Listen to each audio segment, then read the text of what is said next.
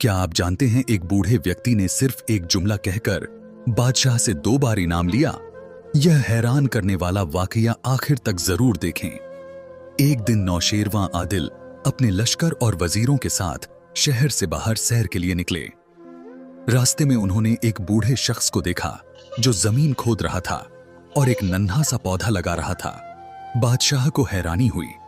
वह घोड़े से उतरे और उस बूढ़े के पास जाकर पूछा, बाबा, तुम इस उम्र में दरख्त लगा रहे हो, क्या तुम्हें उम्मीद है कि तुम इसका फल खा सकोगे?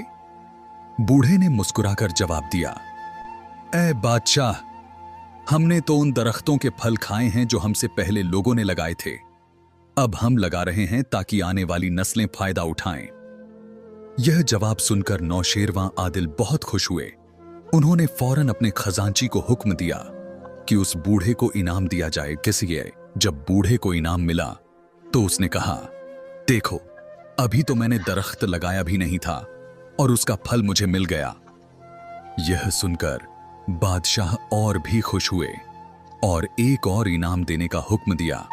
वजीरों ने हैरानी से पूछा, बादशाह सलामत, एक ही बात पर 2 बार इनाम क्यों? नौशेरवां ने जवाब दिया, यह बूढ़ा हमें हिकमत सिखा रहा है। ऐसे लोगों की कदर करनी चाहिए जो दूसरों के लिए सोचते हैं।